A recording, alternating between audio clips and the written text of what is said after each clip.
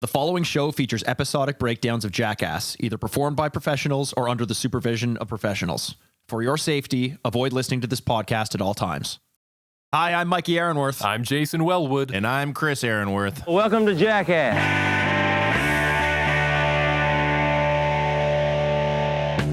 Welcome to Jackass. It's the podcast where we're on a path of destruction through every single episode of Jackass. We are three lifelong fans of the show, reliving the belly laughs, bad ideas, and broken bones. Today we're doing something a little bit different. We are breaking down the good and fashioned and famous and old school. And fashioned. Do you think at all about what you're going to say before you start saying saying things? The more I sound like a robot, so I just try and go naturally. And I've been a lot better sounding naturally. That was you naturally? Yeah. Chris, you said that you sound like a robot when you think about it, and this is what you just did. We are doing the good and great and... Chris is like one of those sexy Japanese fuck robots. Yeah, I got my Pikachu shirt on today. Oh, you do have your Pikachu shirt on. How is that relevant to what I was talking about? Well, the Japanese. I got it. No, all right. I mean, that's a little less racist than something that happens at the end of CKY, but... All right. I was just going to say how many of those robots are wearing Pikachu shirts. That's where I was going with it, but I was going to say, yeah, the number, however many are in Chris's That's my closet. number one prerequisite. Let's be honest. Take a peek of this dick. Take a pic of these nuts. Oh. Now you're talking. Yeah, CKY2K today, yeah, boys. so it came out on... Did I just ruin that? No, I mean, hey, we're riffing. I kind of ruined it when I just tried to talk, so don't worry about that. It's no one's fault. All right. It came out May 22nd of the year 2007. No, it didn't. Okay, I was just trying to trick you. I was going to say, did somebody fucking not pay attention there? I might get teacher trying to make sure my students are paying attention in class. Okay, and in this case, the student was born the master, so I guess we're not going to see that flipping. Chris also has a teacher fuck robot. Yeah, that's everyone. Actually, true. Chris does have a schoolgirl fetish. That's a true story. After all this Me Too shit, Mikey, you got to fucking chill with that shit. All right. Give us the rundown, Chris. What happened on not May There wasn't a lot 22nd, that happened, 2007? but the number one song in the world is one of like my favorite, and like it's not even like a genre I normally like, but just such a smooth song. Santana, Maria. It's just very fucking. You know that song? Oh, okay. Maria. Oh yes. And it was also Biodiversity Day, and since I love like biodiversity, how's that work? I think that was pretty cool. I agree, Chris. What is your favorite thing about biodiversity? That like the world is very diverse. Yeah. No, that is my favorite. That's my thing favorite about thing too. Yeah. Did you guys know that if you were born on this day, May 22nd, 2000, first of all, you'd be 21 years old. Secondly, if you put $1 aside every day from the age of 5, you'd have $6,168 in your bank. Yeah. Well, that's not much motivation. No, not really. Yeah. What the hell is that going to do these days? Buy you a fucking tank of gas? Yeah. Really. Oh, well, hey, we're here, back to the year 2000, a little bit of a throwback on this episode, and it's been a long, long time since we've revisited the world of CKY. We did the first one early on in our run, if you want to listen to that. That's one of our early episodes, but we're doing it again, because we just need to take a bit of a break after coming off the heels of Jackass Season 3, and boys, I don't want to give anything away yet. I'll kind of give my thoughts on this when we're done, but throughout, I think some things will be revealed. It's kind of hard to say exactly how I feel about this, but I will say this. I remember watching it when I was a lot younger. I think we all do. Some of this shit, I gotta say, some of this shit, the only thing I will say right now in terms of my impressions is some of this shit, like, I can't believe I would have saw when I was the age I was. Because I was a little shocked that I was like, holy shit, okay. It explains a lot. We'll get into it, but it's crazy. Actually, before we get into the specifics, can we just give some quick first impressions? Like Jay, you mentioned that it almost surprised you. It felt a lot more adult. I was the same way, man. Like this felt to me like Jackass with the training wheels off. Like I had anxiety the whole time watching it. It felt more extreme, way more ADD. And weirdly experimental. I don't know that I remembered it being this way, like it's moving at 100 miles an hour and being held together by duct tape, but I kind of really appreciated that change in pace. Chris, what were your thoughts? Yeah, for me, I was thinking CKY2K3 or the following one after this, which is a little weirder and more artsy and has some like weirder sketches. This, like you said, felt like a Jackass episode for the most part, just a little bit more high octane, a little bit more ADD. I was actually really impressed. I actually really enjoyed it, to be honest. Yeah, there wasn't much like I could say specifically that stood out, but just the process in general was just it was a great ride. It's chaotic. It's a little all over the place, as we'll see in a moment. And just for reference, listener, we probably will not touch on every single thing that happens in the film, just because it is so chaotic. But we have kind of curated our the things we thought stood out the most. And we'll do our best if there's anything in between that pops up that's worth talking about to grab onto. But just know that, there's a lot of fast cuts and a lot of things happening here.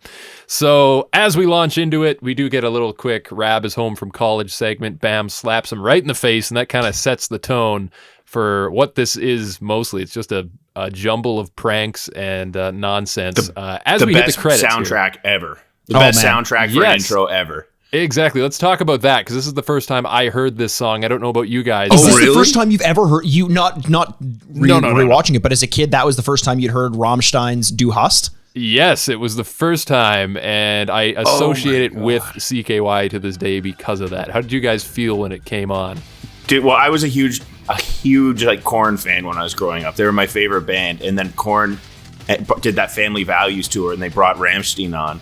So that's it was like, it's so crazy how they're just like so heavy. Their music was so sick. You have no idea what the fuck they were talking about, and they just rocked out so hard. So I don't associate Du Hast with this at all. I was surprised when I saw this on the intro, and it just gave me such a fucking nostalgic rush.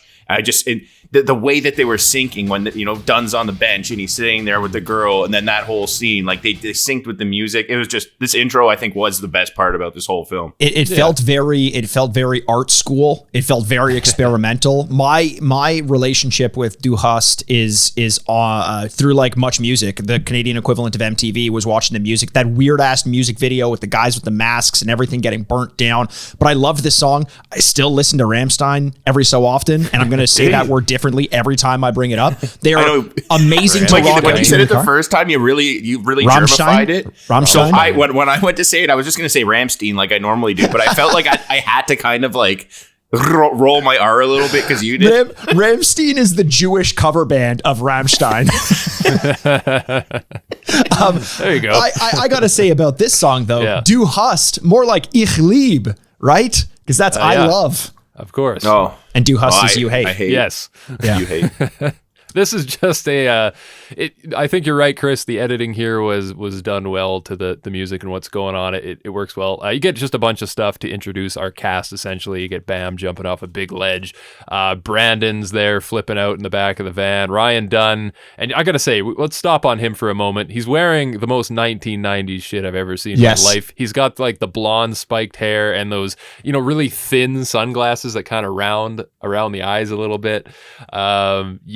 That was a throwback, but you've got a whole variety of people here. Most of them you won't really remember, but if you know who the BAM crew is, they're all pretty much here in some form or another, from Raekwon to Deco and everyone in between. I do got to say though that there's one other thing I do want to make a stop on in the intro before we move forward, and that is the shot of, I think it's Jess, although I'm not 100% sure. There's a dude hanging on to the top of a car going 100 miles per hour in a tunnel just down the highway. And I used to think when I saw that when I was a kid, how cool that was. And I look at it now, and I haven't seen it since, and all I can just think is, how fucking dumb is that? Like, so many moments in this movie, man. Crazy. I thought the same thing. I'm like even when Deco's like on the back. First of all, there are a couple things that the CKY crew love. One of them is towing furniture behind their car and sitting on it. That is like their mainstay, and they do it a lot in this. And Deco's sometimes just like sitting there, and a piece of the furniture pops off, and he's like, yeah, whatever.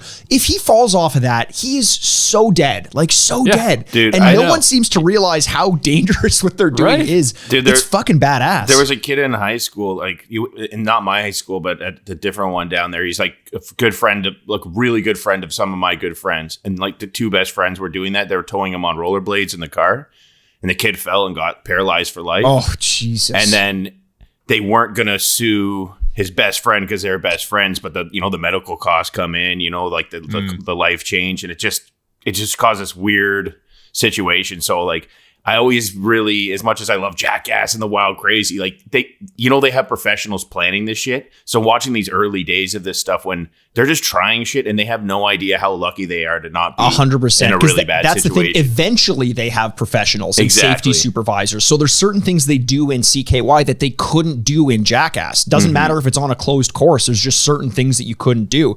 And this intro kind of speaks to that. You know, it is just friends figuring it out as they go. It feels so dangerous. It just made me anxious and uncomfortable for a lot of it, but not necessarily in a bad way. I'm not saying I didn't enjoy it, but it felt so much more. It almost felt like a snuff film. Like you're getting off on watching these people do these really dangerous things, and I'm like, part of me feels bad for enjoying it because I'm like, fuck. I bet you a lot of people films? really hurt. I love snuff. I don't feel bad about watching snuff films. That's in the past. That's fine. But this, these kids have their whole lives ahead of them. Yeah. It's uncomfortable at parts. I kind of felt that when I was watching it. Like I don't know. Like when I watch Jackass, there is uncomfortable things, but it's kind of all marinated in this sense of like, everyone's in on the joke and it's for fun. Whereas this feels a little more abusive at times. I think that's a word to describe it. Either to others or themselves. Yeah. Right? And I don't know if that's good or bad, honestly. Like it's very confusing to watch it sometimes. Well, you gotta keep in mind that like Jeff Tremaine caught on to Ben Margera and his crew because of CKY, and a lot of the interstitials from Jackass, especially the earlier season, Volume 1, are taken directly from CKY. Now, there's a reason why those videos didn't include things like hanging onto a car going 100 miles an hour, because you can't include illegal shit on TV. With, you know what I mean? Like there's certain things that you just can't put on TV. We're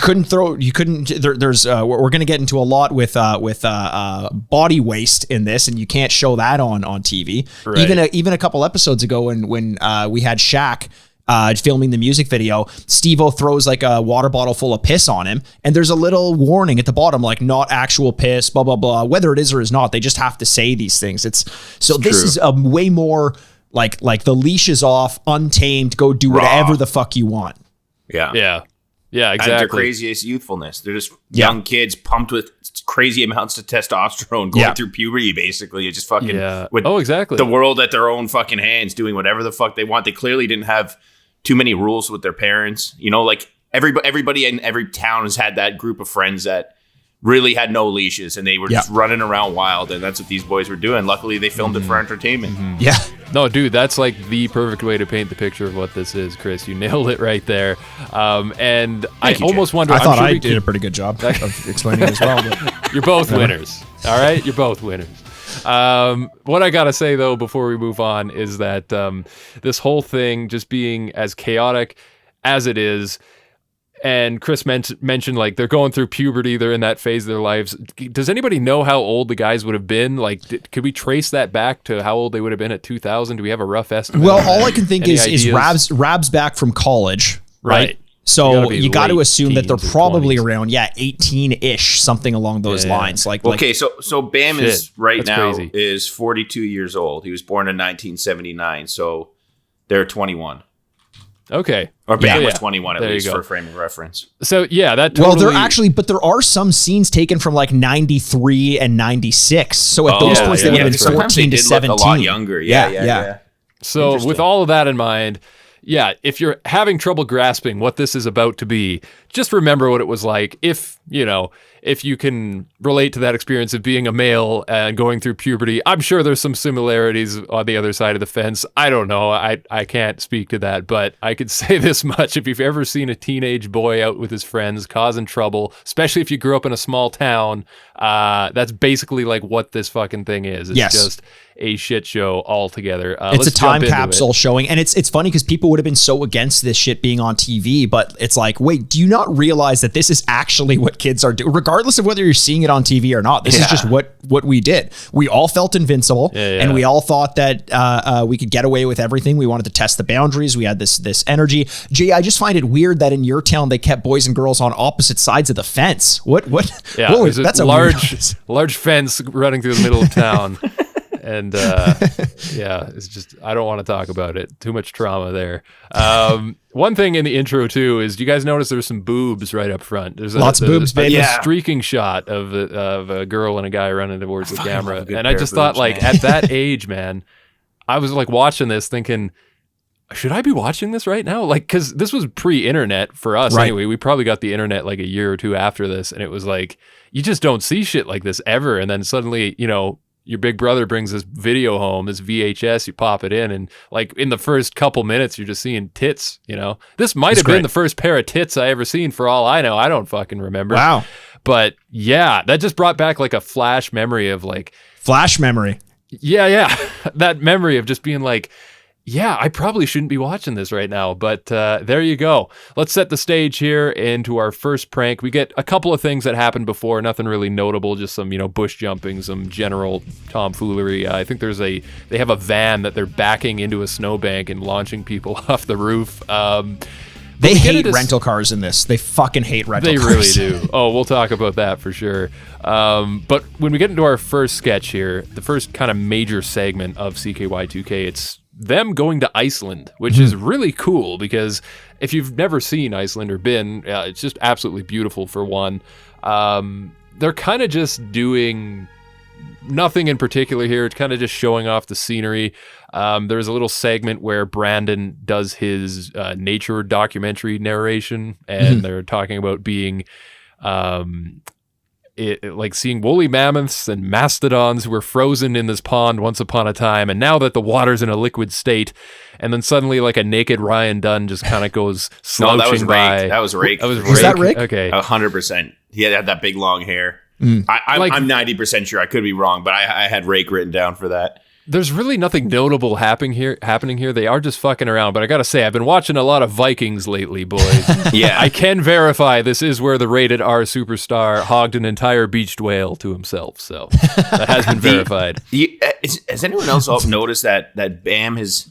It seems like he's always had an obsession or infatuation with like Nordic culture. Between the music he listens to, he always goes to those like music fests out there and something along those lines. So this might have been...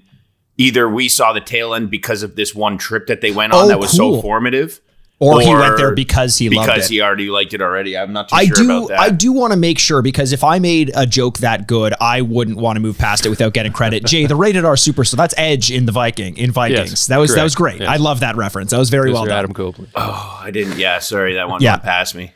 No, Chris, podcasting is listening, not speaking. Yeah. Well, speaking of that, I got something to talk about. Okay. And I'll... So listen up. Yeah. So listen up. So honestly, once that music song kicked in, I think it was Bjork. You just said music song. Music song? Well, once that song kicked in. You said once that music song kicked in. Once that song by Orbital called Hallison On and On, that it sent me into a literal like drug flashback from my childhood. That song was... it was also in the movie Hackers, which was a great movie, by the way. But I used to do a lot of K and like shit like that and like ecstasy. And that was the like come down song. That was like my favorite. Whenever I needed to relax or get like brought back to like a reality, a centerpiece, that was that song. I legitimately blacked out for like, I went into like daydream mode, just like remembering all these visions. Like when people talk about like acid flashbacks, that song kicked on. I couldn't tell you what happened from them doing stunts from that point on. I just like literally zoned into my own world. It was really trippy and really cool. That's like one of my favorite songs ever. It's Halcyon. I don't know how to pronounce it. And I think that the way they say that name is kind of nifty. It's Halcyon and on and on. Oh, okay. Yeah, because I could never pronounce a name. I just knew the song. And when it kicked in, it just holy fuck did it transpire me back. Honestly, this whole scene was fantastic. And you get these, like, I didn't realize this, but Bam and his crew met in like a course, I think like a high school course of like digital assets or something, like digital media production, that sort of thing. And so you can tell there's this weird art house aesthetic to it, like them really trying to get experimental at some points. Chris, you mentioned in the intro matching up some of the beats to Rammstein's Du Hast, and in this one they're kind of matching up some of the long shots, like a great giant shot of a waterfall that kind of zooms out and you see a really tiny person standing next to it to perspective. It feels like they're actually taking some of these risks, and it's cool to realize that I always thought that would have been like a Jeff Tremaine influence, as he's getting better at directing and the cinematography and all that stuff, how to film shots and stunts. But clearly Bam and his crew had that idea in their heads well before it. It's neat. Yeah. They're very. You said like it feels like they're taking things even, I would say, more seriously too in this part of the film. It's the only part that they probably did, because like it's more about, hey, check out these cool shots, we went to this place, we want to show it off to you. Then from here on out, it's just chaos. So enjoy the nice moment of peace while you have it. Enjoy the serenity of the waterfalls, because shit's about to get fucked up. And Chris, I got to say, I enjoyed your little story there too. Thank you for sharing that. But I do think it's time. I got to check out at this point because I don't remember anything. I just wanted to say, I think it's about time we get back to the movie film and talk more about that. One little slip up in this thing with my brain words.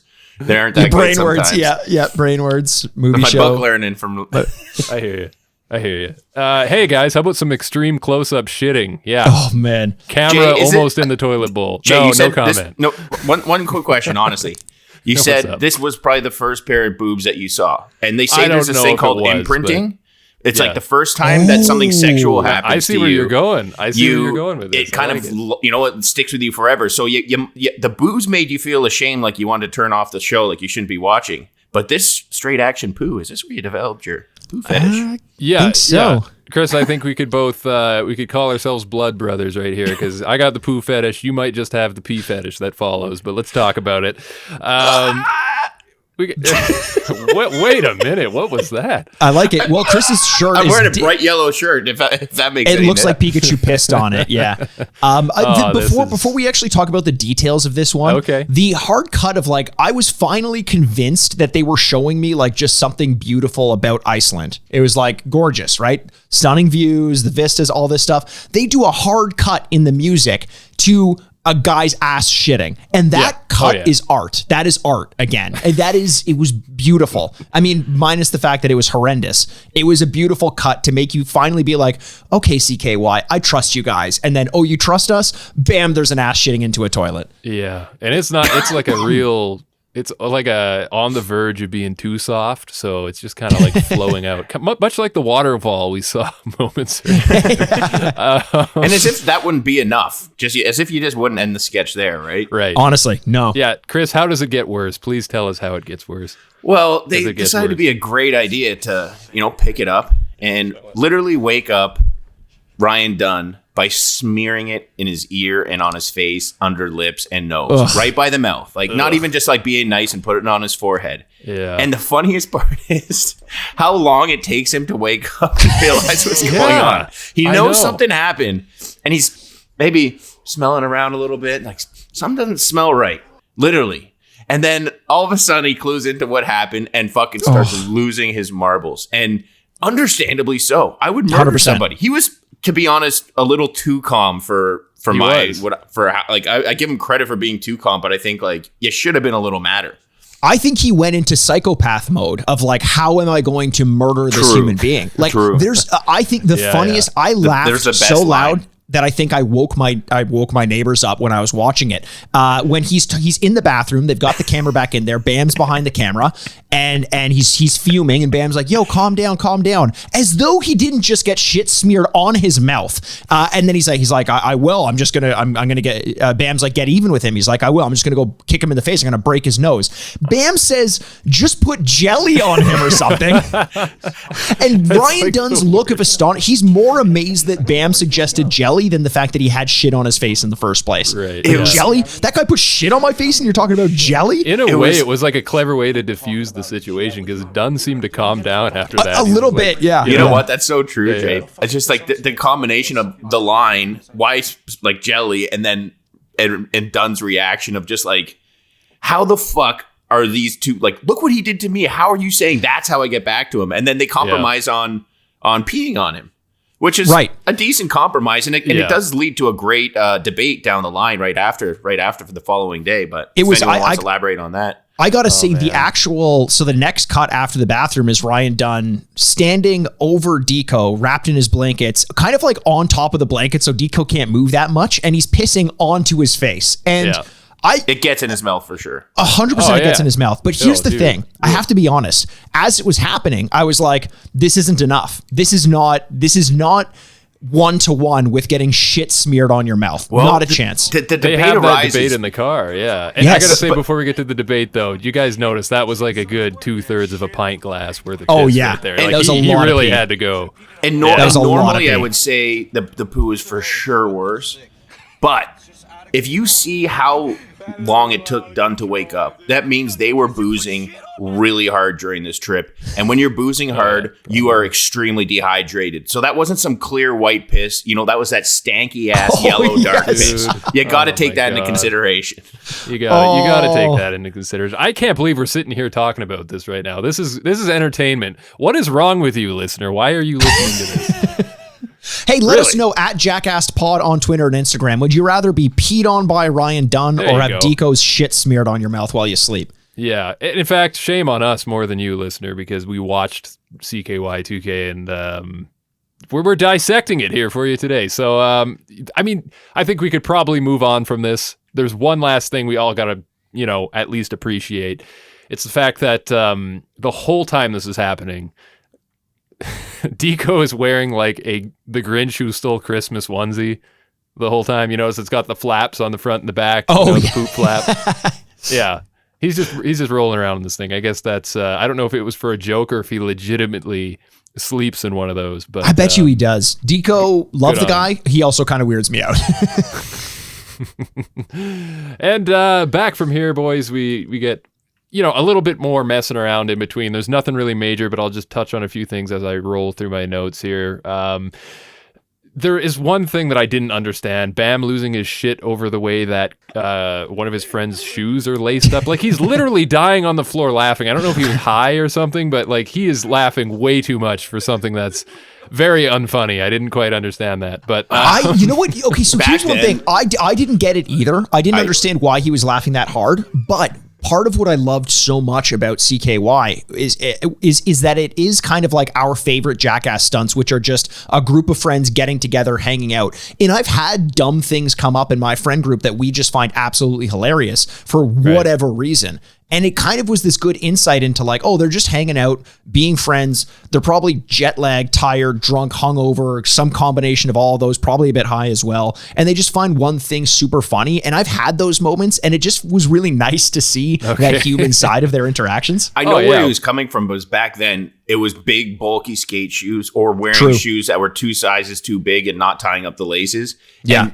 And it was always like Nike or skate shoes or something like that. And he was wearing fucking New Balances, and they were tied up like football shoes. They were so tight. Like, what kind of psychopath has their shoes that tight? Like, it's like only a certain type of person. So being at that age and having your friend doing that, I could see why he would find it funny. Then add a little bit of weed or whatever else was fucking going on. And that's a good laugh with your boys. Yeah, fair but enough. in these segments, you also get some really cool shots. Again, some more experimenting. You get some more shots of the waterfalls. There was one cool one where they were jumping over a canyon and they were filming it from inside the canyon, which was really neat. Again, that playing with perspective, putting the camera in interesting places, because you can film guys jumping over a canyon and that's fun. But if you get that added element of like the cinematography to it, it just adds a lot more to it.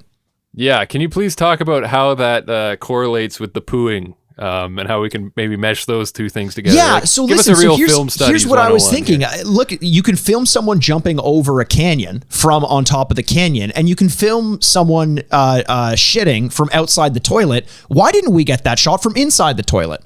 Oh, wow. See, now we're That's talking. what I'm trying to say here, guys. I don't think they had waterproof camera technologies at that time. Did they have log-proof camera technologies? Saran wrap. That's all I'm saying, boys. I got to ask one more thing to Chris here before we move on to the next major segment here, because there's a little break where he's kind of doing a trick and then he grinds a ledge. And it says on screen, it says Bam's trick tip. And then he does weird. Yeah, he does a voiceover where he gives the steps of the trick, I guess, but it's all like skater speak, so I don't know what the fuck he just told me. Is that useless, or is he actually like educating you as a skater? So back in the day, in magazines, they would even do segments like this, or in skate videos. And the thing is, a lot of this stuff, like with YouTube now, would actually help so much. Like if you're trying to learn a tray flip and you're thinking you're supposed to have your footing the same as like just a regular varial, it's wrong. You're just trying to kick harder, and it's never going to work. But the trick that he was showing to do is, I think it was a switchback tail slide twist out or something like that.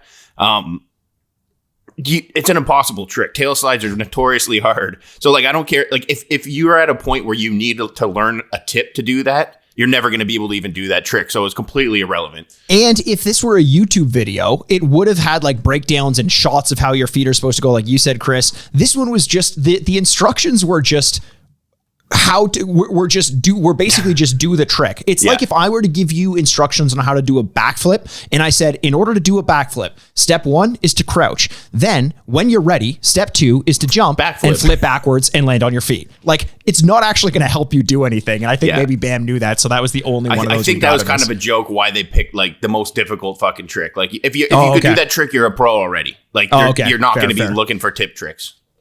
Yeah, I don't know about all this. I think I would have preferred left, right, square, triangle, or something along those lines. Exactly. But I'll take it.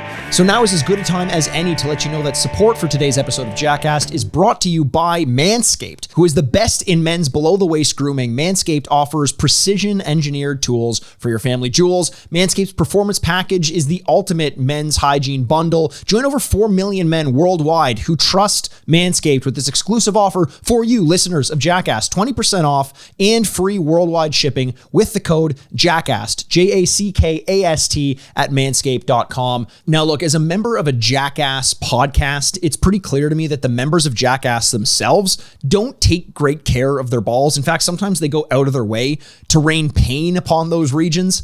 And that's what separates hosts of Jackass from members of Jackass, because Manscaped was so kind as to send each of the hosts for free this Lawnmower 4.0 as part of the Performance 4.0 package. This is their 4th generation of trimmer and features a cutting-edge ceramic blade, cutting-edge, pun intended, to reduce grooming accidents like nicks, cuts, any ugly sort like that. Thanks to their advanced skin-safe technology, the Lawnmower 4.0 is also waterproof and has a 400K LED light to light up those nether regions for the most precise shave you've ever had. You may find some stuff down there with this light that you've never seen before.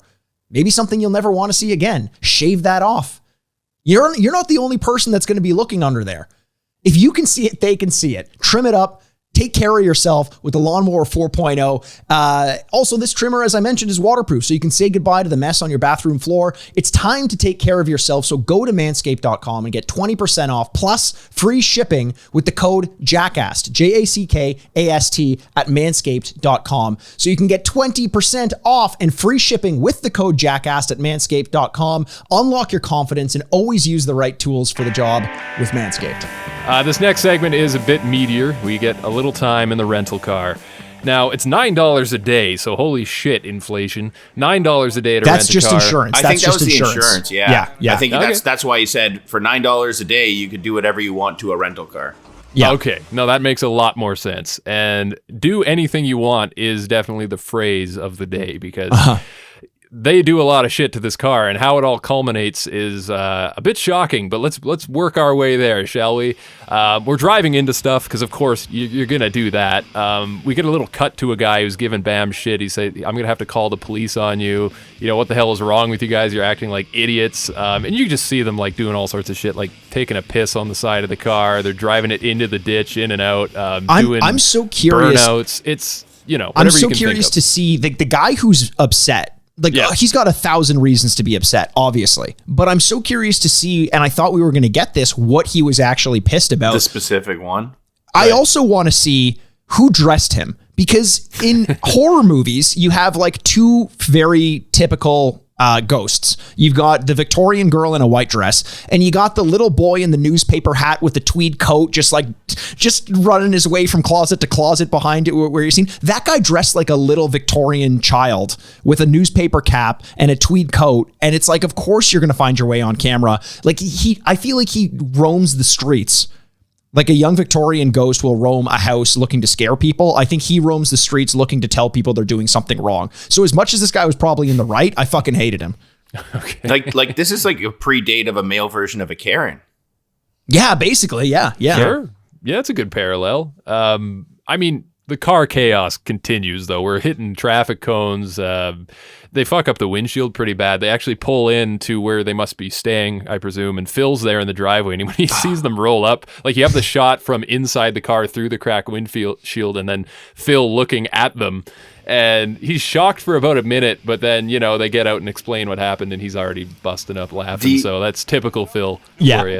But this was early days, and it was very clear at the very beginning when they pulled up that Phil, like, he clearly has gotten used to things as time went on. This seems like it was earlier because he legitimately looked concerned. He looked rattled. Where he's like, oh my God, you guys He's, might be in some shit. Like, yeah. And then they kind of work him down, but it gets to the point later on where he's just like, this is going to happen every day. They're going to figure it out. And he knows MTV is going to pay for it. I think this is probably still at the point when they're paying for a lot of their own things. And he's like, Bam, what the fuck? Like, I'm so good to you. Why do you keep doing this shit to me? Yeah, exactly.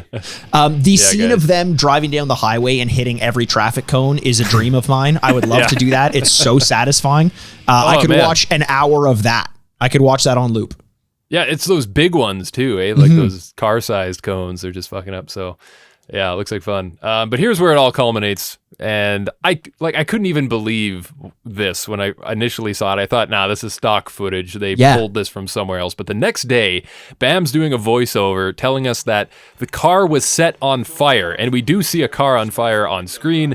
Raikyon set the AM radio on fire to see what would happen. Oddly specific. Yeah. Yes, the car literally explodes. You get to see this happen. Like, it's in flames, and then there's a large explosion, and firefighters come rushing onto the scene. They're trying to douse the flames. Like, I couldn't believe it. I thought, no way, but it looks like this was pretty legitimate, at least to me. I really wanted, 100%. They show Bam talking to the cops with the car burning in the background. I wanted to know more about this. I wanted more of the segment to be, how does he fucking talk his way out of it? Because he says in the voiceover, he's like, we blew up a car and all it cost me was $9 a day. Like, again, the insurance thing. And it's like, oh, Jesus, how did the cops not get mad at you? How do you explain this? Also, how does the insurance company not say, like, the insurance company still has to investigate. Like, you can't just go around. You can't just pay for insurance and hit a baseball bat into the windshield, and insurance is going to be like, did somebody else do this or did you do this? And if you're lying, you're fucking perjured.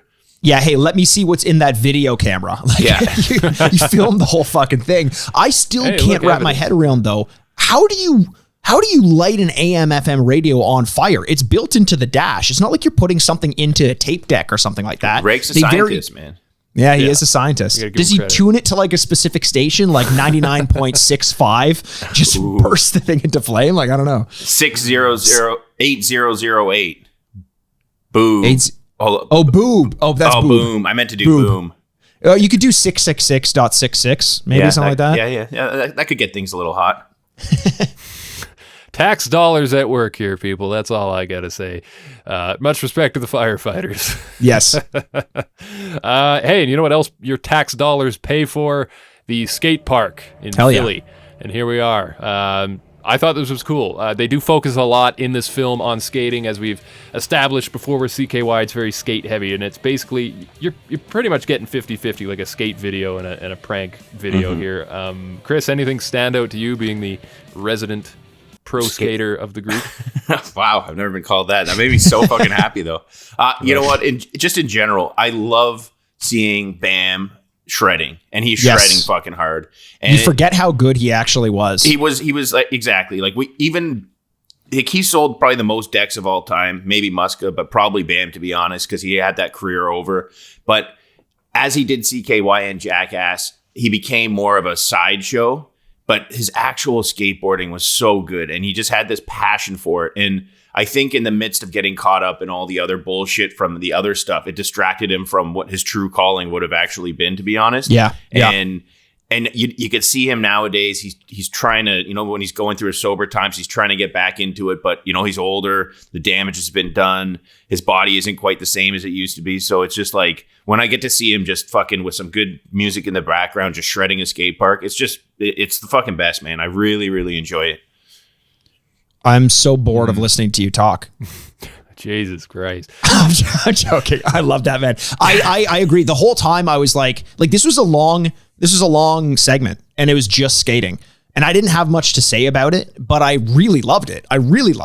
And part of it is that, Chris, where it's like, what was actually the coolest part about this? Like, Bam is very about Philly. Like, he's from Westchester, Pennsylvania. Philadelphia seems like very near and dear to him. And it felt like this was him skating on home turf. He knew that skate park in and out. His lines were fucking ridiculous. He'd get so much air, turned it into a stunt. You got a couple other pro skaters. I really loved it. Do you guys know about like any of this? Like, there was a really cool time in skateboarding in Philly and it wasn't this place. It was this area called Love Park. And it was basically, you had to be a fucking badass motherfucker to skateboard there. Otherwise you're getting beaten up, robbed, your skateboard stolen. And there was like a crew that basically, it's the same as like surfers did with certain wave spots and shit like this. This was like this whole generation of guys. Like we didn't talk about him. He was in earlier. Stevie Thomas was one of the originators of there. But the fact that Bam would be going around there and that as a kid hanging out there, that's where he met a lot of these guys. And just that it was just this, there's certain time capsules in skateboard history, like, like the pool skating with like the Dogtown Boys. Yeah. Or there's a certain place in New York. I forget what it's called off the top of my head, but Philly the Empire State Building. Philly had a moment in skateboarding that was just this very unique, rugged time where everybody wanted to be part of it. And only a few were able to. That's cool. I didn't know that actually. That's neat. And here's a question I have. Just like, obviously it's like part stunt, part whatever, and also clearly part skate video. CKY is. Do either of you know what the purpose of CKY was, like, from the ground up? Was it to sell decks? Was it to promote the band? Was it like, or was it just to sell? I think it was just an art videotapes? passion project, to be Yeah, honest. that's what I think, man. Yeah. You spoke about it in the CKY1 episode, Mikey. You remember how avant-garde everything was. I think that's right. Chris is right. They just wanted to go and do some shit. They were just kids with video cameras. Like, let's go fuck around. I don't know. Unless I'm wrong. You might be reading too much into it. But. Well, there is speaking of getting artsy and filming shit. We go to Shit Goose Stadium for this next sketch, baseball sketch. What the fuck was this? Do you know what this was? I don't know what this was. This was like an 18 plus, like an adult Napoleon Dynamite-esque, like, weird sketch. Okay. I had some Napoleon Dynamite feel with like the old sports guys and sitting in the small town area. Aside from that, I don't know what it was. I don't know what happened, but I really fucking liked it. I really did. Did you really? Yeah, I was laughing like so hard. I did not like this at all. When he pulls his chain, what's that chain? He pulls him through. He's like, get out there. Like, I don't know. There was something about it. It was so weird, and I usually don't like weird shit, but this one got me. I enjoyed the whole thing. Okay. I thought it was a little disjointed, to be honest. Yes. And that's fine. Like, it could have been a lot shorter, and it's clearly just them fucking around. Like, and I'm glad you made that distinction to Napoleon Dynamite, because, like, what a way to describe it. Yeah, I just didn't get it. There was this one point where they get into a brawl and then the James Bond theme starts playing. I'm just thinking, like, what? Why? Like, it's nonsensical the whole way through. I don't know. Phil gets really mad at the end and starts, like, chewing everybody out for just being shitty at baseball. Like, you mean when he does his best Don Vito impression? Pretty much. Like, legit. I've never understood how they could be brothers until I saw Phil get really mad and he's throwing the what did you do? Like the fucking Joe Pesci from Home Alone gibberish going on. That's so funny. Yeah. So true. Mikey, do you got anything to say about this? Otherwise, honestly, not a ton. It reminds me a little bit of, I think in the original CKY, they had the scene, like the military scene, where they just took like paintball guns and sticks and pretended to film like a Saving Private Ryan thing. They're just like, I don't know, let's try to put a baseball movie together. And then they didn't have a script for it. So it ended up being 7 different movies and no one knew what the plot was. It was just weird as hell, man. I'm not upset that it exists, because shoot your shot. Why not? But I didn't really love watching it. I was confused and scared. Fair enough. No, definitely. What's the name of that? There's a football movie where The Rock's the coach, right? Am I wrong about the that? Iron Grid or the Gridiron Gang? Gridiron Gang? Yeah, something like that. Maybe they could have took some notes from Gridiron Gang, made it a rags to riches story about a coach who's down on his luck, just got out of jail, and throwing a bunch now of has to wrestlers as actors. Put this team together, Oh my god, that. I was scrolling through movies on the site, and I just saw a picture of a movie, and it had Kurt Angle with a machine gun. I was like, this is going to be the best movie ever. And then in the description at the top of the film, I'm looking that up right now. In the description at the top of the film, it says featuring a whole bunch of old wrestling stars. Like that's how they're selling this film. So I have no idea who else is in it. I almost watch it. It has like a fucking 10% rating or some shit like that. But like, I just know it's going to be fucking golden. I can't find this anywhere. I literally it typed just in came Kurt out. Angle movie machine. Oh, there it is. Wait, was he in Mad Max Fury Road or is this a troll? Because that can't be true. Was he? I'm posting. No, I just watched that movie. Type in Mad Max Fury Road Kurt Angle. This guy does kind of look like Kurt Angle holding a machine gun. I'm not gonna lie. I don't know, man. I don't know. Somebody verify that for us on Twitter. Yeah, maybe not. Yeah. Coming up next. Sorry. Yeah. I think we move on. And by the way, that is made for Chris. Chris is the kind of guy, when you're scrolling through Netflix and there's a movie that you see and it's like the cover looks like it was photoshopped by someone in grade 4 or made with Microsoft Paint. There's flames in the background and Ving Rhames is in it. And you're like, who the fuck watches these? That's for Chris. Chris watches single those. one, man. I just need a big, strong one guy taking on an entire country with a fucking machine gun. That's why I love the Arnie movies, man. Because he made it believable, Oh yeah, so plausible.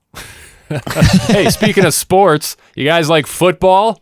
Yeah? I did this particularly in this. This was incredible. The most underrated player on the football team is no doubt the kicker. And the kicker shines. The kicker shines today here. We're punting footballs into passing vehicles. So think of the setup like this. You're at a 90-degree...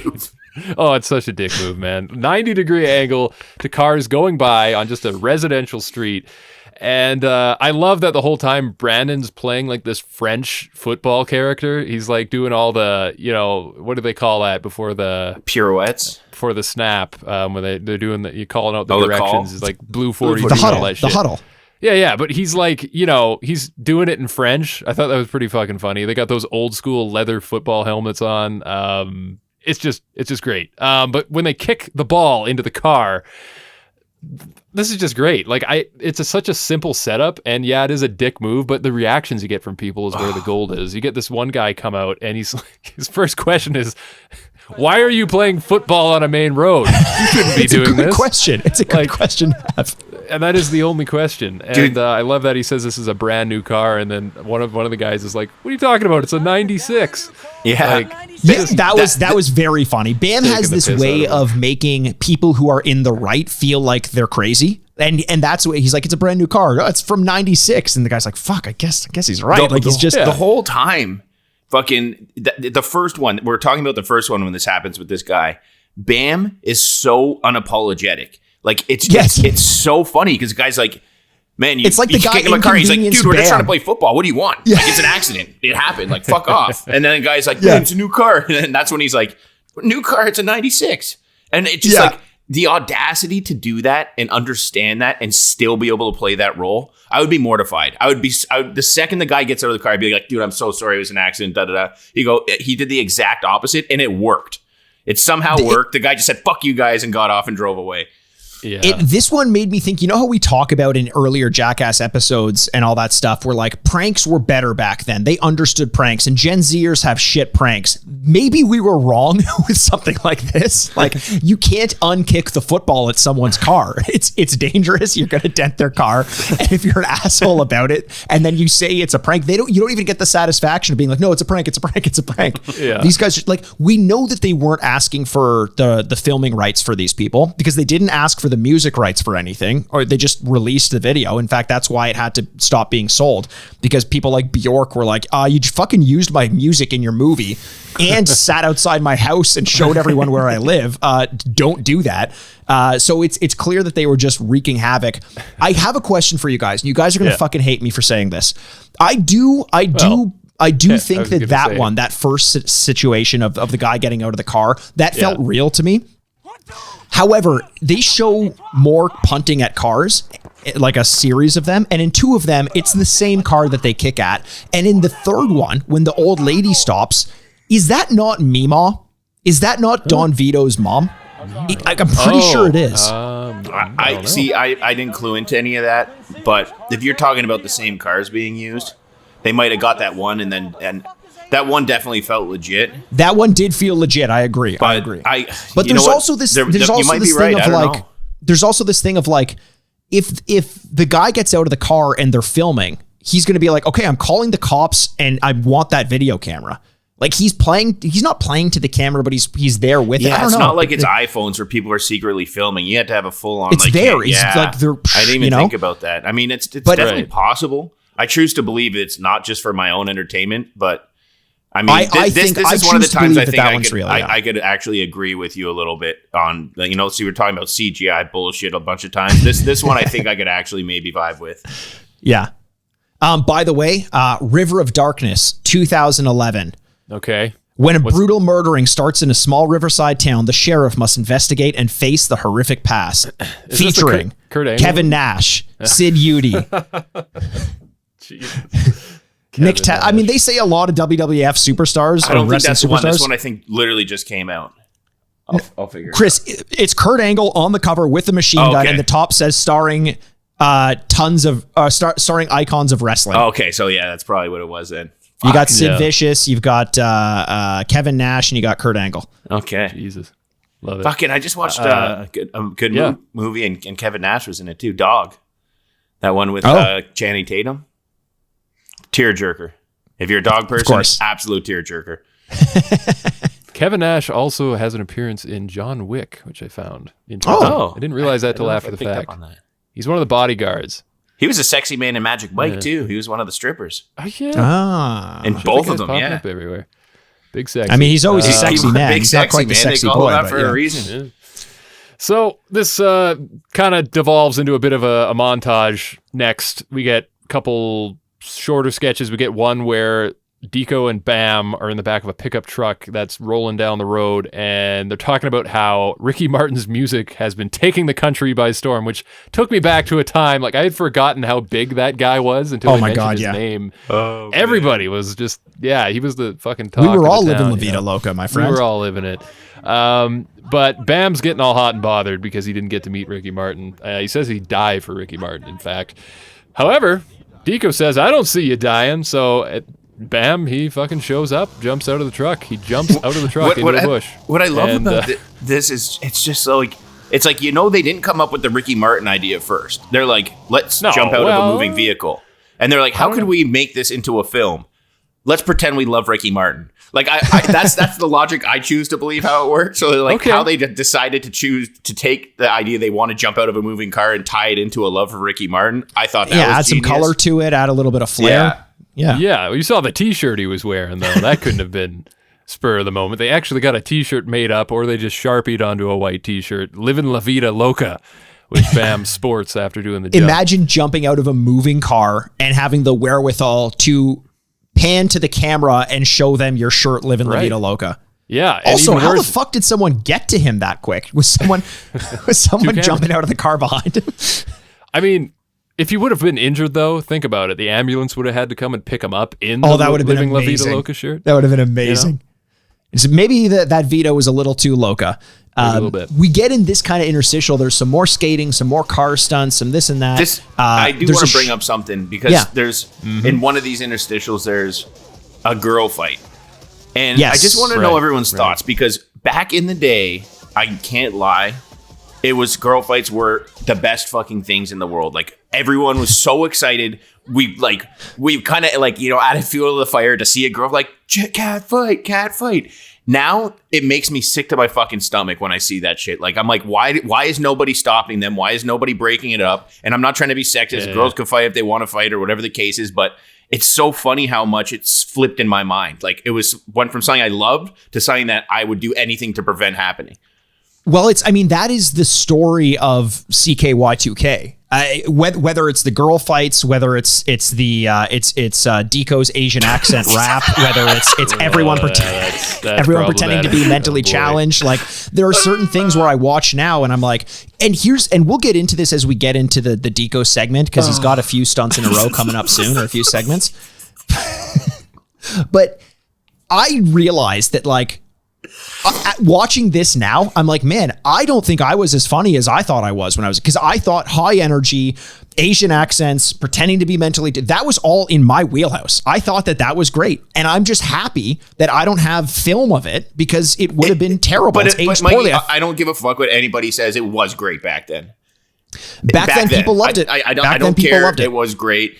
And some of the stuff that we're about to get into, I'm like, ooh. But not gonna lie, some of it I really fucking liked. Like, it was refreshing to be back in that time, because I don't feel as guilty, because I know this was made a long time ago, and I saw it as a long time ago, so I was allowed to laugh then. And you know what? Fuck it, I'm laughing now. It's very much a time capsule. In terms of we'll get into that in a little bit, because there's one in between that we'll be talking about. But just other little things to mention in this kind of segment of the Ricky Martin /car/skating thing. They have one shot filmed where it's a dead mouse, and in the background there are people skating. Another very cool artsy shot, interesting way to frame a shot. You mentioned Magic Mike, Jay. There's a scene where they frame an entire scene from the perspective of like a dick, or like there's a dick in it while the shot is kind of taking place behind it. So, maybe this is all like influencing movies to come. Who knows? And then there's one thing that I think we cannot move past without saying, they do the muscle stimulator in this segment. No, I saw which that. Is really cool. That was funny to kind of get that little throwback. And I got to say, Mikey, you mentioned that, they had the shot of the dick. I just got to say, like, ever since that moved into the mainstream, Michael Bay is just overdoing the dick shot. And it's been ruined for me personally. But he adds it in post. It's not legit. I don't like it as much. Yeah, CGI dick. Chris, sorry. Yeah. I was just going to say, like you were saying, it's like this influenced a lot of things. Like, there's 3 specific things in this that are later used on Jackass, that I believe this is probably the birth of those things. The rental car, for example. Yep. Later on with Deco eating out of the garbage. That was the evolution of the poo diaper. There's a few things like that. So I really do think that the CKY crew had such more of an influence on Jackass than we realize. And I think that's part of the reason why guys like Deco and Rab and stuff kind of fell out, is because their input was so prevalent in the CKY. But once the MTV and Tremaine kind of took over the Jackass and Bam kind of went over there, they kind of lost their ability to have a say or an artistic direction and stuff like that. And it really makes me wonder if CKY and Jackass never met up, but they both had opportunities, and what would their trajectory be like without one another? Would it be 2 separate things, or would it never? I bet you they would have hated each other. Yeah, right. It could have been beef, man. Imagine the wrestling match between them. They made one final movie, CKY versus Jackass. That would have been dope. That'd be awesome. I mean, it was like CKY was way grittier, and I think less silly in a weird way, although it was definitely silly. But I feel like Jackass was always a lot more Hollywood. It was always a lot more showy, and who knows? I think they both were doing okay. But the fact that like Tom Green and Jackass have beef tells me that if there was something even more similar, then they would have butted heads quite a bit. I got to ask you guys, I think I know the answer, but since you brought up the topic of CKY versus Jackass, which I love, that should totally be a crossover film. If you had to pick, like, which style do you prefer? Do you like this more aggressive, disjointed, chaotic, kind of punk rock CKY presentation, or do you like the Hollywood, the more structured, a little more organized, a little more planned? What's speaking to you more out of these 2 styles? I guess I really liked this CKY2K. Probably better than a lot of what we saw in the original Jackass TV show, the TV show specifically. But once we get into the movies and like the high quality production of Jackass with like the budget and the stunts, it just can't be topped, especially because we do get a lot of the CKY guys in the Jackass. It's kind of an unfair question. Like, if you had to remove all Bam shit and all those guys, maybe it'd be a different question. But like, ultimately you got to go Jackass. It's, just that high profile, everyone together. Like, Jackass is the best. I think Jackass has higher highs and lower lows, and CKY is just more consistently entertaining throughout. And I'd probably go with Jackass because I think it became known for like the very highly orchestrated stunts, big set pieces and things like that. They really don't linger on anything very long at all in CKY. And I think that they leave a lot on the table as a result. I would probably go with Jackass as well, but I think that CKY is fucking rocket fuel. Like it burns and it goes. So yeah, CKY might be better if you have ADD, but according to this film, ADD doesn't exist because that lady in the convertible had no idea what the fuck they were talking about. Yes. So ADD. I'd say Jackass, just to sum that up. I like things to be a little more structured and kind of have like, okay, here's what we're doing. Here's the clear goal. I really, like that when I think of Jackass, I just think of like, okay, I know there's going to be a dude looking at the camera and going, this is the poo diaper or whatever it is. Right. And then you get the stunt. I just love that. I think it's addictive. Like you can repeat that over and over and it never gets old. So for me, Mikey, I'm with you on that comment you made about this being a little too disjointed to the fact that like it lacks attention sometimes. And the thing is, like I feel the people like making it. It is weird that you say about the ADD. I feel like I'm losing attention because I legitimately have diagnosed ADHD and I seem to be the one that really enjoyed this the most. So like, I think you were spot on with that comment. It makes sense maybe why I like this a lot. Fair enough. Moving on though. I mean, I think you have to be very focused and concentrated to do this next sketch because ADD won't get you far. I mean, think of the elements here at play. This is the bee 1996. They're going to capture a bee. They're going to put the bee in the freezer. So there's a waiting period. We have to wait till the bee is frozen. They're going to bring it out of stasis, tie a string to it, and there you go. You have yourself a pet bee. What'd you guys think of this one? You know what? It's kind of amazing to me that it made it in the show, especially because 1996 they would have been 16 years old or something along those lines. Like, and there's not much to it. The image that you end up getting of the bee flying on the string is really funny, but it also feels like there are certain things that everyone did as kids, and there are certain things that only these guys did as kids. And I don't need to see what I would have done, which is tie a string to a bee and let it fly around. Show me jumping off of a car or hanging onto it at 100 miles an hour. That's why I'm watching CKY2K. I don't know that we needed it here. Interesting idea, but I didn't get much out of it. I liked how it was filmed in black and white. I liked the kind of like the music-y kind of flow to it. I don't know. It just, to me, it was like an art project opposed to like just some kids doing something stupid. And the only reason you say that is because it was black and white. Yeah, and I'm not fucking an artsy person, but that's all I need. You know, just give me a little bit of that, and I'm like, okay, I could get behind this. If there was some metaphoric meaning that I couldn't figure out, maybe I would say it was stupid, but it was very to the point. It actually worked. I don't know. I liked it. And I think this is one of those ones that I think about a lot. I to this day, I still think about the bee on the string and how it came back alive after it was frozen. If the movie River of Darkness starring Kurt Angle as Sheriff Will Logan were filmed in black and white, Chris would call it an art house movie. It would be. It would be avant-garde, okay? Jay, did you get anything out of this one? All I'll say is that you don't want to be the guy at the party who, after hearing the story from someone else about the time they had a real bender and they went out and stole some mopeds, and then they ended up meeting like Conan O'Brien on the street, and they're like, hey, it's Conan O'Brien. And then Conan O'Brien took them out on like a bar crawl, and they got super wasted and did a bunch of drugs and woke up the next day, and everybody just like could barely remember what happened. They like stole someone's dog. And then you come in, you're like, hey guys, I got this story about this one time my friends and I, when we were 16, we tied a string to a bee. Right. And that's what we did that night for the afternoon. Like, yeah. Didn't need to be in here. True. I think didn't you need could have to just skipped be this. Wow. Anywhere. Oh god damn it. That was a sweet pun. Sweet like honey, Mikey.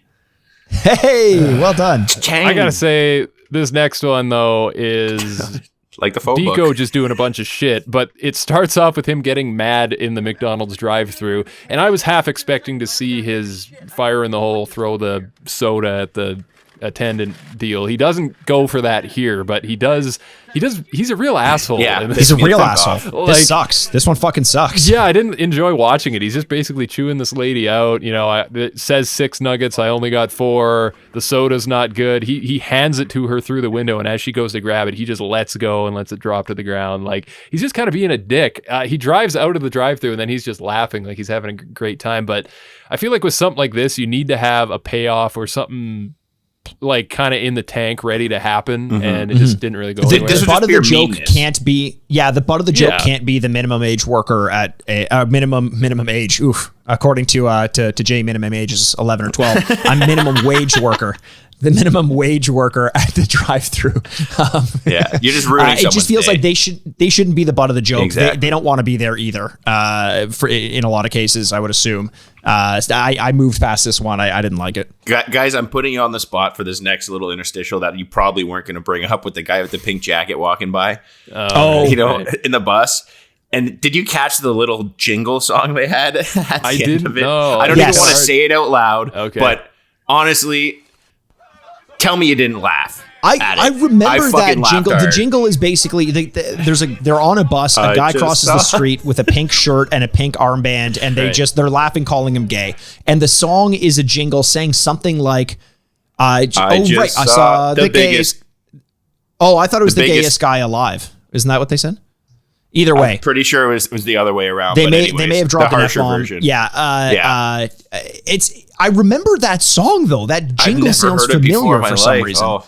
Maybe it came from this. I don't know. But either way, that was another thing that Did he didn't laugh? age great. No, I didn't. he laugh? I Oh, felt too really? uncomfortable especially because like the guy was in pretty good shape. He had Definitely. nice. I don't even think he was gay, to be honest. I don't think so. He just had a pink shirt on, and that's why it's Yeah. like. So what is the I joke? think maybe then? that's why I was allowed to laugh, because I just like it wasn't it wasn't even allowed. I did. I couldn't. It just that song was such shock value. It caught me off guard. Yeah. I think like this was definitely a mindset back in the day. You see someone wearing pink, you immediately assume something about them and you make fun of them, and that's how people thought back then. But I always found that to be bullshit, because like Bret Hart was so popular back in those days, and he was one of the greatest fucking wrestlers. He rocked the pink, man. Everybody loved that guy. So, oh my god, I should post on that. the Instagram page what I wore to prom. Oh I my fucking had- god! Please, Chris. Please. Oh, if I could find a picture, I was black suit, pink undersuit, pink cell phone case, pink earring, pink fucking glasses, and a pink little fucking handkerchief.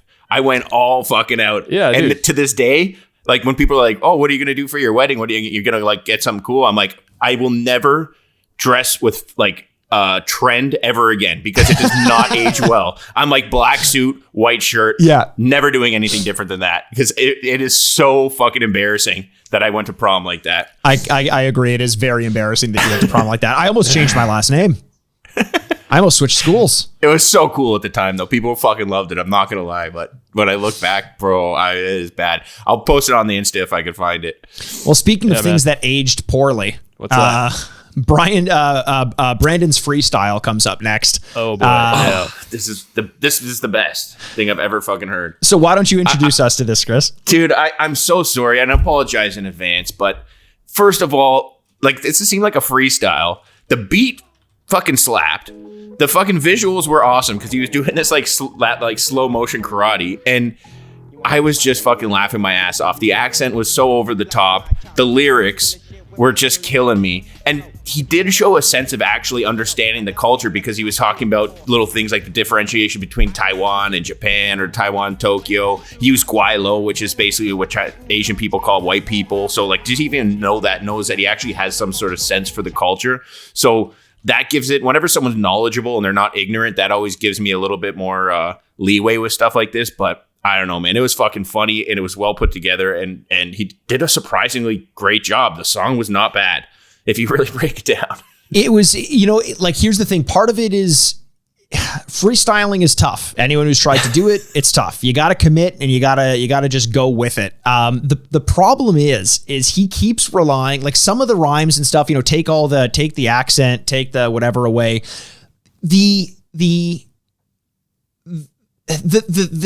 Some of the rhymes are actually like well put together. He thinks about them on the spot. Well done. But every time he doesn't, he just throws in a like ching chaw or like something like that that's gonna rhyme. Like he doesn't have a rhyme for it, so he's like bing bong ding, and then he rhymes something with ding, and it's like, well, wait a second, you can't just make up sounds. What are you doing? And I have to say though, like this, I kind of disagree. I think I was too distracted by what was actually happening that I didn't really find it funny. But I'm also not pissed off at Dico for having done it, because people did this shit and we've been proven wrong for having done it, but it doesn't mean that I have to find it funny today, you know? And I didn't, and I'm not saying I didn't just to be like, that's not funny. I think things have just changed so much. I've got more of a consciousness of what might offend some people and what is just by nature right and wrong. And I just feel like this one, I was like, I didn't like it that much. Yeah, it definitely wasn't right. Like, don't get me wrong. Like, I'm not defending it or saying that this. I just, I allowed myself to go back in that time capsule and just take it for what it was, and I thought it was absolutely hilarious. Well, without further ado, Jay, you said you'd prepared a freestyle rap for us. Why don't you let us go with that one now? You wish. In the accent, please. Yes. I'll say this about this. I remember this was all over LimeWire, and that's pretty much all I want to say about it. No, you're thinking of Tie My Shoe. That's a different one. I'm pretty sure there's a couple times I went on there. Oh, Blink 182, all the small things. All right, turn it on, and then it's just like Brandon and his. Yeah. No, that was there was a guy tie my shoe. McDonald's, baby. Yeah, I want to. Right. Yeah. Well, apparently you guys are you should fucking start baby. the LimeWire Historian Association or some shit, because you know a lot more than me about the history of LimeWire. Get that Wikipedia page up to date. Is all I'm saying. People need to know about LimeWire. They need to know. That's how Soulja Boy blew up. It's how Soulja Boy blew up, and how my computer's hard drive kept failing because of all the fucking viruses you get from it. Oh god, yeah. Never download a song that ends in .exe. That's your own fault. That's great advice. That's great life advice. Yeah. Chris, you already mentioned it, but Dico eats trash from a can on the street. I just wanted to point out that England definitely did it better. Sorry, Dico, I love you, but 100%.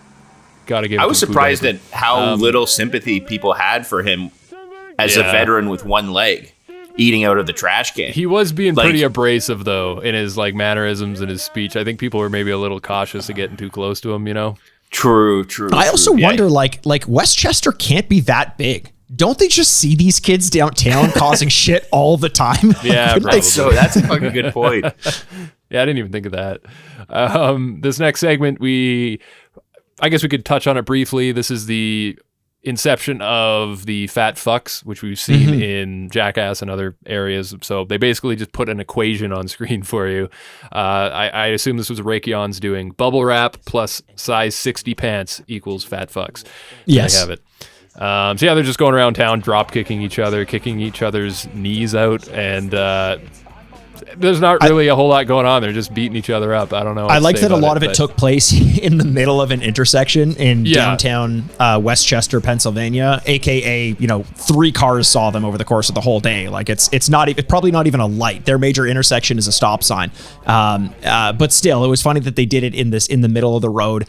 I also had this thought of like, you know when you get injured and you kind of you're injured before you realize you're injured, your adrenaline's going, and sometimes it's literally hearing something pop or crack, and that's how you know you've done something wrong. You've got bubble wrap in them. If they land awkwardly on a rail and they just hear pops and cracks, they're like, I don't know. That could be my femur. I have no clue what just happened. That's actually really funny. Thank you, Chris. Yeah. Actually, Mikey, you mentioned that their intersection is probably just a stop sign. This is no joke. I'm being 100% serious here. A town I grew up close to, the only light they had in town was a cable suspended across 2 poles with a single red light. It had red and green. It didn't even have the yellow, and it would just hang there above the intersection. And that was the light in town. So that type of thing, yeah, it's out there. It exists. It happens in small towns in the States, like after 8 o'clock, the lights it doesn't go red or green. It's just they flash red. They flash red. Yeah. That happens. That's not even just I went to school in Halifax, like a pretty big city, but outside of the downtown core, after a certain time of night, everything just flashes red and it's a 4-way stop. Weird. Yeah. I like it. And speaking of seeing red, a bottle rocket in the van sets fire to the van while they're driving down the highway. This actually looks like, as terrifying as it would be in the moment, it looks like a lot of fun to just be like shooting fireworks off. But I know that's also really stupid and very dangerous. But hey, we're watching CKY2K. What do you expect? What would you rather, having a bunch of like bottle rockets going off while you're driving a van in the back, or having like a swarm of bees in the fucking car? Oh no, bottle rockets for sure. Fuck bees. Probably the bottle rocket, because you can that's see what I which was way it's facing. The bees are everywhere, man. Yeah. Fucking bees in the car, they're so spooky. Does that ever happen to you? No. That's happened to you? Not like bees, but like a bee's flown into the car when I'm on the highway and everyone's freaking out, and then you're just trying to get it to go out the window, but it doesn't want to go out the window, and you just don't know where it is at any time, and you're fucking constantly looking around. Well, guys, the end of this thing kind of just peters out. Like, it doesn't have a big bang to take it out. I thought they'd do one final grand sketch. Yeah, they kind of do have a big bang. Okay. I think I know what you're talking about. Go ahead. You got a lot of chaos though. Like they kind of bookend the whole thing with like just a bunch of random stunts here and there, and there is some chaos in this one. They feature Rab himself, aka Matt Damon's nephew, at one point, which was just fucking. I never thought that, and then they show it, and I'm like, oh my god, that's especially Matt a young nephew. Matt Damon. Holy fuck! The other one is Bam jumping off of a parking garage into a tree, which pulls the Grinch Before Christmas and like bends almost all the way down to the ground before coming back up. He almost died because that was like a 40-foot drop. But hold on though, okay, you slow down. We're already hitting our Grinch Before Christmas quota. That's 2 in one episode. I think we got to be a little more careful. We can't mention it more than that. If we mention it one more time, he appears like Beetlejuice and he ruins Christmas for everyone. But the end I'm talking about, Jay, is like everyone talks about how one of the most badass things Johnny Knoxville's ever done was for Big Brother magazine, getting Big Brother or Brother magazine, Big Brother, right? Big Brother magazine. Brother. He gets hit by a moving car. Someone does this in CKY2K and gets, you know how you're supposed to jump at the last minute and then kind of take the windshield and protect yourself. This person doesn't jump and just takes the car to the shins. And it's gross. Do you know who did this, by the way? No. Not too sure, but it was pretty aggressive. Because the text at the bottom said Shinner, and I'm like, I don't think that's someone's name. I think they're just calling it Shinner because someone took a car to the shins. But that's the ending we go out on. And to me, that's like the stunt that went wrong. Now, Jackass would have showed us the hospital scene afterwards, but this one was just kind of like, oof. That one made me feel sick to my stomach. Yeah. Yeah. And I mean, there's that moment too where Bam is standing up. I think there must be at some sort of like construction site or a quarry of some kind, and there's a big mountain of dirt sand below or him, something, sand, and he's gonna do a flip into it. And there's a moment when he's up on the platform and he's just yelling, "Fuck, fuck, fuck!" at the top of his lungs. And I just kind of had a thought for a moment while I was watching that. I'm like, why is everybody so angry all the time? This whole movie, everybody's just like pissed off on the verge of getting into fist fights. It's like, it just has that energy about it, you know? And because think about how you felt at that age, man. I just wanted to punch the world in the face. And it didn't have a face for me to punch. So instead I did front flips off of construction materials. You know what though? That kind of takes me. Instead I just razor's edged Mikey onto fucking cement in our that happened a few times. Yeah. Holy shit. That actually takes me, at least I think I'm ready to put the closing touch on this. I gotta say, like you just mentioned, this is teenage angst. It's like blue ball angst to the max. And I gotta say, after watching it, I'm actually kind of glad that I don't have that piss and vinegar like boiling up to my ears anymore. At this age, the age I am now, just watching it was like, holy fuck, that looks exhausting. Like I just don't think I could do it. And I'll wrap it up by saying that I didn't really enjoy this. I don't think it aged well. Yeah, I think a lot of it was uncomfortable to watch for me. Unfortunately, it did have moments. Like there are redeeming things here. I'm not saying it was bad all the way through, but I would just much rather watch an episode of Jackass over this. And I'd even say I'd rather watch Viva La Bam over this. And I don't even really like that show all too much. So I don't know, man. Maybe it's just the fact that it's too disjointed and I didn't really vibe with the energy, but more often than not, wasn't enjoying myself. How about just you out guys? Of curiosity, we didn't talk about this in advance, but if you had to rate this as a whole, what would you rate it, Jay? Ooh, like out of 10? Fuck. I don't know. That's tough. I'd say it's higher than whatever the first CKY would have been. I feel like they improved artistically and they figured a little more shit out. But still, I can't go much more than like a 5.5 or a 6. I don't really. Yeah, I don't think it's something you need to watch, to be honest with you. See, I'm going with like a solid 8.5 out of 10. I really absolutely enjoyed this. Like pretty much everything about it, except for a few things here and there. But it was just a vibe. It was short. It was sweet.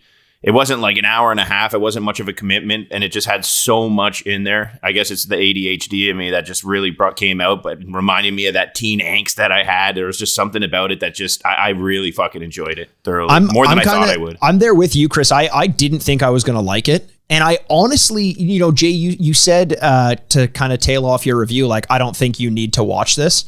I honestly, if you're a Jackass fan, I kind of think the exact opposite. I think it's almost required viewing to see where Jackass came from. It wasn't always this refined thing. And in fact, it started way before Jackass season 1 with things like this. With the training wheels taken off, with like less restrictions, the hardcore nature of it was so stressful to watch, but like Uncut Gems was stressful to watch, or as I say, Uncut Jones was stressful to watch, but I enjoyed watching it while I was or after I had watched it because of the experience it gave me. Okay. I do though 100% Jay agree with you in the sense that it a lot of it has aged poorly, but I also kind of think that as a time capsule to show like this is how fucked up things were back then. And it wasn't until we started filming what our kids are doing and publicizing it that we realized how fucked up we actually were. I'm giving this one a 7.5 out of 10. Okay. Sick. Yeah. Man, I appreciate that you guys have different opinions. That's totally fine. And I was actually, before we watched it, I was very excited. That sounds so condescending. I appreciate you have a different opinion than me. Yeah. However, mine's better. No, I like seriously though. It's before I watched it, I was excited to get into it because I thought, yeah, this is going to be great. I remember this being great, and I think that's just proof that sometimes when you have the rose-tinted glasses and you do go back and watch something, it can actually be spoiled for you a little bit. Yes, and that actually 100%. 100%. Yeah, because both me and Mikey didn't think we were going to enjoy it going into it. And we had the opposite result as you, who did think you were going to enjoy it. So, but yeah, I think that's a great point. Mm-hmm. Yeah. I mean, that's all I appreciate can really the say fact about that you made that point, but I would have made a different one. Yes. And I'm glad. Thank you. I'm glad that you appreciate it, just like I appreciate doing this podcast with you. But no, seriously, I got to ask one question though, and I don't know if you guys caught this. We didn't talk about it. It was at the very start of the film when they're doing. I think it's after the montage. I can't quite remember, and this is kind of where my stomach turned a little bit because just. If I saw what I think I saw, it was pretty disgusting. But there's a dude passed out at a party laying face down. Yeah, I did not. This was my least favorite. I'm glad we skipped past it because but yeah, sorry. What was the thing that made you most uncomfortable about this? Oh, I'm glad we're bringing it up. No, I'm just kidding. Like, if you guys think it's too much to talk about, I could just let it be gone. No. I never think something's too much to talk about. It's pretty fucking nasty. Like, I'm pretty sure what I saw was Brandon coming on a dude's back who was passed out after drinking way too much. And like, I didn't need to see that. Like, I guess Did he come? That's what I don't know. I didn't see that, but because if you look, now that you mention it, I'm gonna go back and watch that again. For he's sure, crouching maybe. over the guy's back, standing right over top of him, and then after they kind of get closer to him, and you see this pool of like white stuff on his lower back. And I feel like he had like a condiment tube with him, and I hope that's what it was. Stuff. Either way, Jay. It felt gross watching it. He's naked on the floor. They're like drawing on him. It just felt like they were taking advantage of him. And it like, I didn't love it. I didn't love that part. Yeah. Dude, some of my best times in my life were fucking with people that were passed out. I'm all for it, but I have a picture. All right, Chris, give us our new Instagram ad for this week. Okay, so again, I'm going to be hated, but when you fuck with people when they're passed out, it is one of the greatest joys of your life. Not like sexually or anything, obviously, but like you draw on their face. Like I actually am pretty responsible. Like one time we did it to my buddy, and it took us like 6 hours with a fucking green Sharpie, and we painted his entire face 100% green. after that was done, my buddy said, let's shave off his eyebrows. And I'm like, no, he's way too vain for that. We ended up waking him up. It was like now like 10 in the morning, and he didn't realize that his face was green, and he just kind of stormed out. We get him into the elevator. The elevator has mirrors, but we spin him around before he realizes. Now he's walking around at like 10:30 in the morning with a metallic green full-on face. Oh, boy.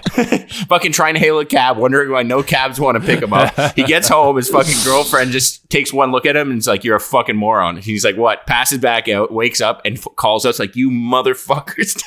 How long did it take him to get that off? I don't know. It was I'll set. I'm not going to put the photo up because it's him in public on our site, but I'll send it to you guys. It is fucking something I've seen else. it. I've seen it. It's amazing. So aggressive.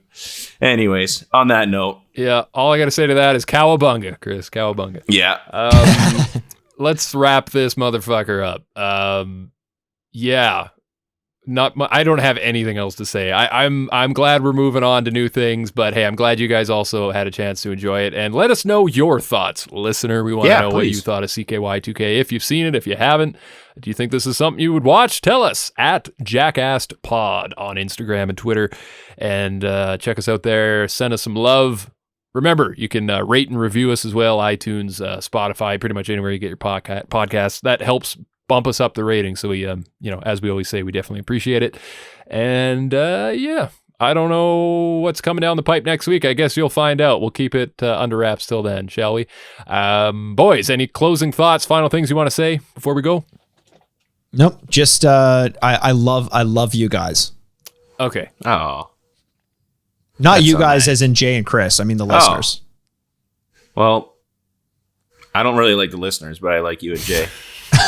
This is weird love triangle we've got going on with our listeners now. Are you just programmed to say the opposite of what Mikey says every time? Sometimes, yes. I'm still mad at him for fucking me on the draft pick, so I'm just trying to go against him off everything that he says.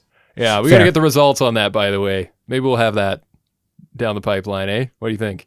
I think so. We'll get the time? results on our Instagram. We're recording a little bit ahead of time, but we'll get those results on our next recording. Sounds good. Until then, bye. I'm Jason Wellwood. Bye. I'm Chris Aaronworth. Bye. I'm Mikey Aaronworth, and this has been Jackast.